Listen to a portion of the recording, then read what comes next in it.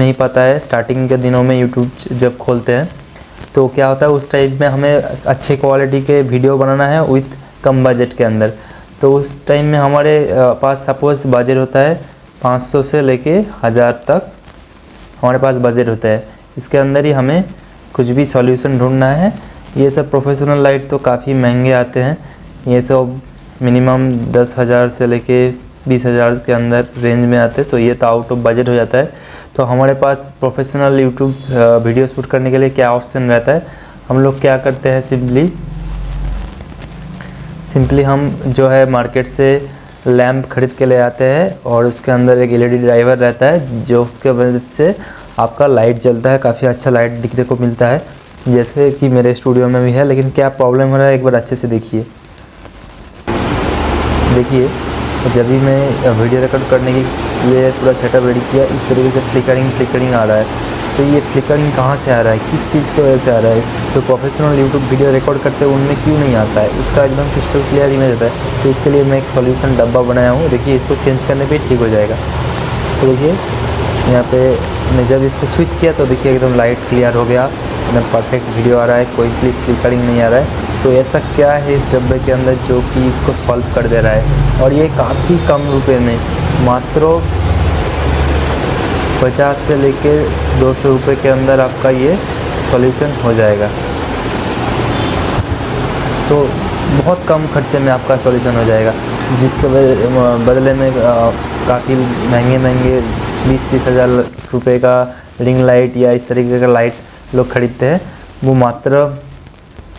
मात्र 200 रुपये के अंदर सॉल्यूशन हो जाएगा। तो कैसे होगा, तो चलिए देख लेते हैं। तो सिंपल फंडा हमें पता है कि हम लोग ये इस तरीके से 40 वाट का हम लोग लाइट को यूज़ कर सकते हैं अच्छे यूट्यूब स्टूडियो लाइट के लिए।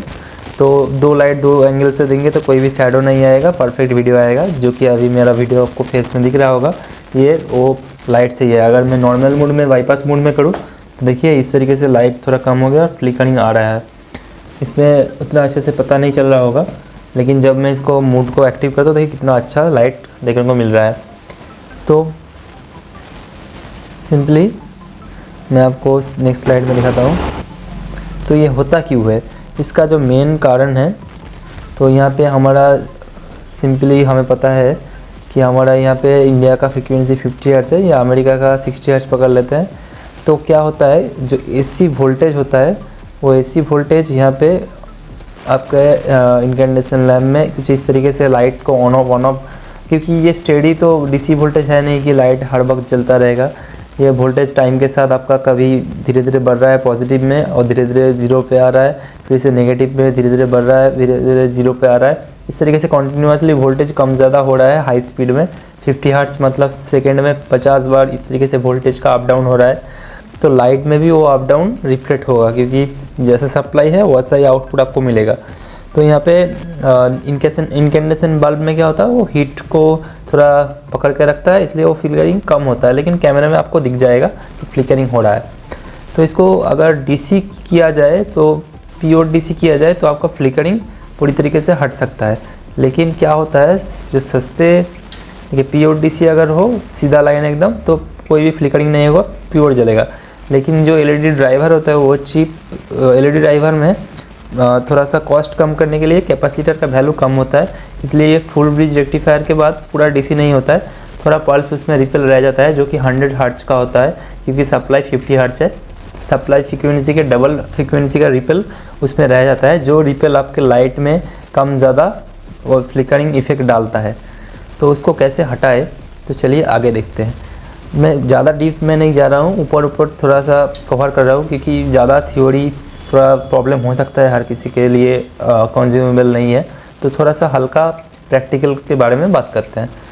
तो यहाँ पे सब सिंपली हम लोग जो एलईडी लाइट और एलईडी ड्राइवर यूज़ करते हैं, उसके अंदर होता क्या है, सिंपली एक एलईडी प्लेट होता है जिसमें number of series of LED connected रहते हैं, और एक एलईडी ड्राइवर होता है। एलईडी ड्राइवर क्या होता है, एक स्पेसिफाइज एसएमपीएस होता है, एक थोड़ा सा स्टैंडर्ड एसएमपीएस होता है।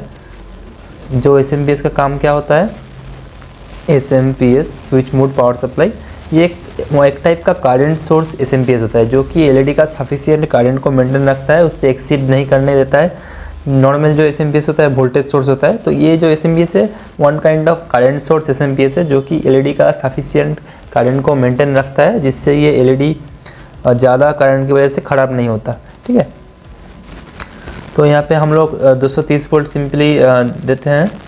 230 वोल्ट डालने के बाद यहाँ पे सिंपली 230 वोल्ट यहाँ पे देते हैं। 230 वोल्ट डालने के बाद इसके अंदर रेक्टिफायर डीसी करके, उसके बाद फ़िल्टर करके, स्विचिंग करके, स्टेप डाउन करके, सॉरी उल्टा साइड में लिख दिया, इस साइड से 230 वोल्ट आता है, इस साइड से 230 वोल्ट यहाँ पे लाइन, और यहाँ पे लाइन सिंपली यहाँ पे लाइन, एक सेकेंड, यहाँ पे लाइन और न्यूट्रल यहाँ पे देते हैं। 230 वोल्ट को देने के बाद फिल्टर रेक्टिफायर डीसी होके स्टेप डाउन होके यहाँ पे 60 वोल्ट के आसपास, depending upon the light wattage and series, how many LED connected in series, वो वोल्टेज डिसाइड होता है। बड़े आपका एलईडी ड्राइवर में वोल्टेज ज़्यादा होता है, 150 से लेकर 200 वोल्ट डीसी तक भी हो सकता है, और छोटा ड्राइव में 60 वोल्ट डीसी पे भी हो सकता है। इस तरीके से मार्केट में यूनिवर्सल का एलईडी ड्राइवर मिलता है, जिसका काम है कोई भी छोटा एलईडी प्लेट को चलाना। तो इस तरीके से एलईडी ड्राइवर से आप 9 वाट लैम्प से लेकर के 20 वाट ऐसा एक रेंज एलईडी को आप जला सकते हैं। तो एलईडी ड्राइवर सर्किट में क्या चीज़ इम्प्रूवमेंट करने के बाद आपका ये प्रॉब्लम सॉल्व हो जा रहा है। वो डब्बा के अंदर क्या है जो कि मैंने किया है, रिपेयर बनाया है। तो देखिए सिंपल, अगर आप एसएमपीएस का एक नॉर्मल सर्किट को थोड़ा सा ऑब्जर्व करें तो उसके अंदर होता क्या है। तो सिंपली 230 वोल्ट हमारे यहाँ पे अंदर घुसता है। घुसने के बाद यहाँ पे इनपुट का कैपेसिटर जो होता है, AC filter, S N MOV, सब हाई वोल्टेज सर्ज रजिस्टर, सब कुछ फिल्टर फ्यूज म्यूज होके इस पार्ट में आपका फिल्टरेशन प्रोटेक्शन हो जाता है। उसके बाद APFC automatic power factor correction circuit में आता है, जिसके अंदर रेक्टिफायर और कैपेसिटर से वो सप्लाई आपका प्रॉपर डीसी बन के एक स्टेबल पावर फैक्टर, उतना ख़राब नहीं होता है यहाँ पे, ठीक ठाक आपका। एक्चुअली नॉर्मल एसएमपीएस में एपीएफसी उतना होता नहीं है, थोड़ा हाई एंड एसएमपीएस में एपीएफसी होता है। जनरली यहाँ पे रेक्टिफायर और कैपेसिटर से डीसी बनता है, जो कि 230 डीसी बनने के बाद √2 टाइम मतलब 300 वोल्ट के आसपास डीसी आपको मिल जाता है। और उसके बाद यहाँ पे ये डीसी यहाँ पे आपको 300 वोल्ट मिल जाता है। 300 वोल्ट डीसी, ये 300 वोल्ट डीसी अगर प्योर डीसी होगा तो स्ट्रेट लाइन होगा। अगर वही कैपेसिटर, यहाँ पे जो कैपेसिटर यूज़ किया है छोटा है तो थोड़ा सा रिपल इसमें रहेगा, जिसकी वजह से ये फ्लिकरिंग आ रहा है।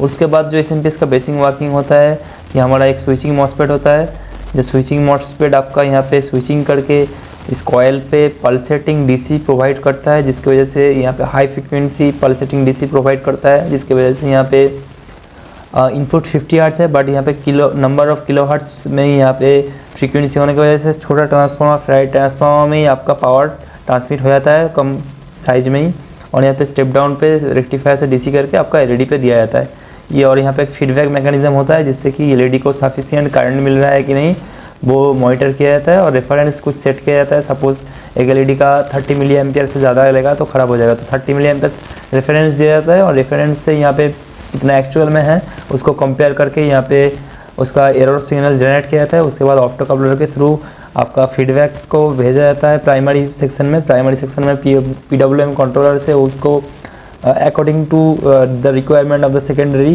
The PWM signal will be generated, so it can meet the demand of the secondary required current। तो यहाँ पे PWM सिग्नल की मदद से यहाँ पे मॉसफेट को ऑन ऑफ करके रिक्वायर फ्रिक्वेंसी, रिक्वायर पावर और ड्यूटी साइकिल को मैच किया जाता है। और सेकेंडरी में आपका कैपेसिटर एक रहता है जो कि सेकेंडरी डीसी को फिल्टर करता है। तो यहाँ पे मेन इनपुट का जो कैपेसिटर, आउटपुट का जो कैपेसिटर है, ये अगर वीक होगा मतलब वैल्यू कम होगा कम चीप सर्किट में, तो वहाँ पे आपको फ्लिकरिंग देखने को मिलता है। तो इसका सॉल्यूशन मैंने कैसे किया है, सिंपल ट्रिक से। अगर एकदम 200 रुपये के अंदर भी उसके 100 रुपीज़ के अंदर ही हो जाएगा। तो सिंपल एक एसएमपीएस सर्किट को थोड़ा समझ लेते हैं, थोड़ा सा कॉन्सेप्ट क्लियर हो जाएगा प्रैक्टिकली। अभी तो सर्किट देखा थोड़ा दिमाग घूम गया होगा। तो देखिए सिंपली यहाँ पे सबका नहीं, जो नए हैं इलेक्ट्रॉनिक्स में उन लोगों के लिए बोल रहा हूँ कि थोड़ा सा सर्किट देख में दिमाग थोड़ा चकरा गया होगा, तो थोड़ा सा प्रैक्टिकल देख लेते हैं, थोड़ा आसान होगा। तो देखिए पहले लाइन न्यूट्रल यहाँ पे घुसा 230 वोल्ट, फ्यूज से लाइन फिल्टर हो गया, फ्यूज़ से प्रोटेक्शन हो गया, जो अगर कुछ प्रॉब्लम होता है तो फ्यूज़ उड़ जाएगा।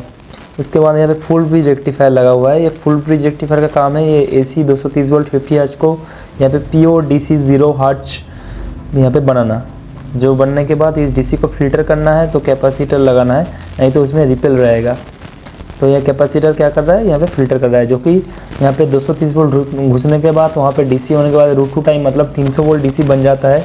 तो 300 वोल्ट DC को फिल्टर करने के लिए यहाँ पे 450 वोल्ट या 400 वोल्ट का कैपेसिटर रहता है। और उसके बाद यहाँ फिल्टर DC जो है प्योर DC 300 वोल्ट DC यहाँ पे एक PWM स्विचिंग कार्ड पे जाता है, जिसका काम है इसको स्विचिंग हाई फ्रिक्वेंसी DC में कन्वर्ट करना, पल्सेटिंग DC हाई फ्रिक्वेंसी में। और फ्रिक्वेंसी यहाँ पे एक ट्रांसफार्मर आ जाता है, step down transformer ferrite core, उसमें स्टेप डाउन हो जाता है। तो इस तरीके से सेकेंडरी में रेक्टिफायर रहता है, DC करके सेकेंडरी पे फिल्टर करके यूज़ करते हैं। तो आई होप SMPS का बेसिक फंडा क्लियर हो गया होगा। और यहाँ से आपका अगर वोल्टेज सोर्स SMPS है तो वोल्टेज का फीडबैक लेके यहाँ पे दिया जाता है कि हमें 12 वोल्ट चाहिए, 12 वोल्ट से कम है तो PWM का ड्यूटी साइकिल बढ़ाइए, और अगर 12 वोल्ट से ज़्यादा हो रहा है तो PWM का ड्यूटी साइकिल घटाइए। इस तरीके से फीडबैक दिया जाता है। तो सिंपल इस सर्किट में क्या है, कंपनी में ये जो कैपेसिटर है, जो नॉर्मल सस्ते LED लाइट होते हैं उसमें ये कैपेसिटर बहुत वीक होता है और उसकी अकॉर्डिंग इसका रेक्टिफायर भी होता है। तो अगर आप ये कैपेसिटर का वैल्यू सिर्फ बढ़ा देंगे तो ये रेक्टिफायर बार बार शॉर्ट हो जाएगा। तो आपको ये दोनों का वैल्यू इंक्रीज़ करना है। मतलब इस कंप्लीट सर्किट को अगर आप एक्सटर्नली DC इंजेक्ट करते हैं प्योर DC, तो ये रेक्टिफायर बाईपास हो जाएगा ऑटोमेटिकली, क्योंकि रेक्टिफायर के इनपुट में आप AC दीजिए या DC दीजिए, वो आउटपुट में DC देता है, क्योंकि ऑटोमेटिकली उसका रूट फाइंड हो जाता है डायोड के थ्रू। तो यहाँ पे DC आपको मिलेगा। तो एक्सटर्नली आपको एक प्योर DC 300 वोल्ट DC देना है। तो चलिए एक्सटर्नली 300 वोल्ट DC देने के लिए क्या करना है, आपको एक सिंपल 4 डायोड या ब्रिज रेक्टिफायर खरीद लेना है मार्केट से।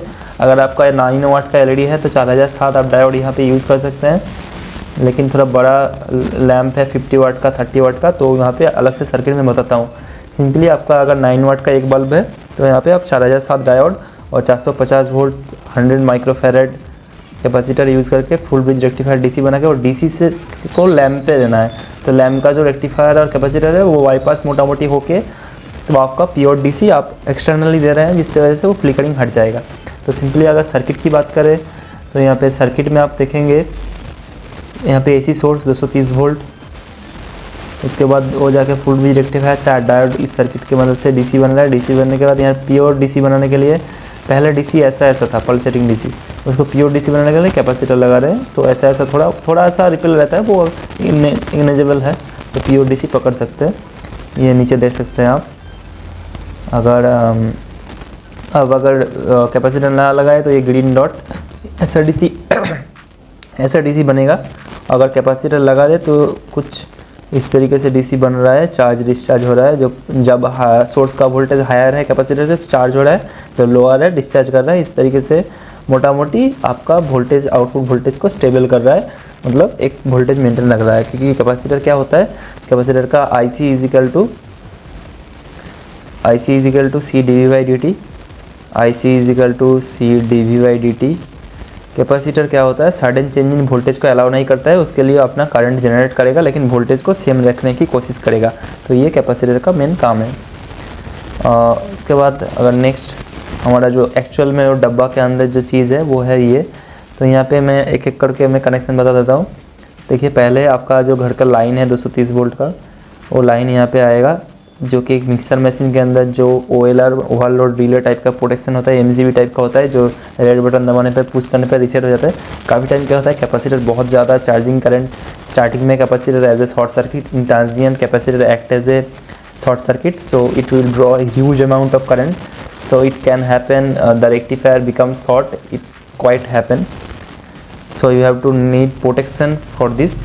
अगर हम यहाँ पे फ्यूज़ यूज़ करें तो फ्यूज़ क्या होगा, जल्दी से ख़राब हो जाएगा, तो उसको फिर से चेंज करना पड़ेगा। लेकिन फ्यूज़ के बदले में MCB या इस तरीके से प्रोटेक्शन अगर यूज़ करें तो क्या होगा, ये आपका बार बार ख़राब नहीं होगा, रीसेट करने से काम हो जाएगा। तो यही फ़ायदा है इसका।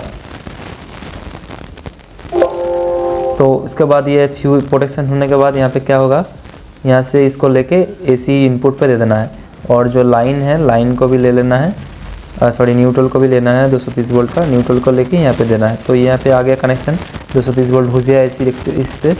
तो यहाँ पे अब डीसी निकलेगा। डीसी के लिए मैं दूसरा कलर यूज़ कर लेता हूँ।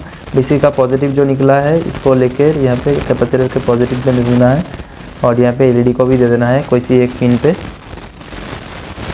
और उसके बाद नेगेटिव जो निकला है इसको लेके कैपेसिटर के नेगेटिव पे देना है और एलईडी के और एक पिन पे देना है। तो इससे क्या होगा, आपका प्योर यहाँ पे डीसी बनेगा और डीसी सर्किट के अंदर घुसेगा तो कोई प्रॉब्लम नहीं है। डीसी रेक्टिफायर को बाईपास करके अंदर प्योर डीसी पहुँच जाएगा। ये सिर्फ एलईडी लैम्प के लिए नहीं है, किसी भी लोड के लिए है जो कि एसएमपीएस या डीसी से ऑपरेट होता है। इस तरीके से इसके अंदर डीसी अल्टीमेटली रेक्टिफायर से डीसी करते हैं। ये वीएफडी भी हो सकता है, एलईडी ट्यूबलाइट भी हो सकता है, बीएलडीसी फैन भी हो सकता है, कुछ भी हो सकता है जो कि अंदर रेक्टिफायर से डीसी करता है। उसके अंदर आप डायरेक्टली डीसी भी देंगे तो अपने आप वो डीसी कन्वर्ट होकर अंदर डीसी पहुंच जाएगा। तो इस तरीके से वैल्यू आप डिस्प्ले पे देख सकते हैं, कौन सा डायोड लगाना है, कौन सा कैपेसिटर लगाना है।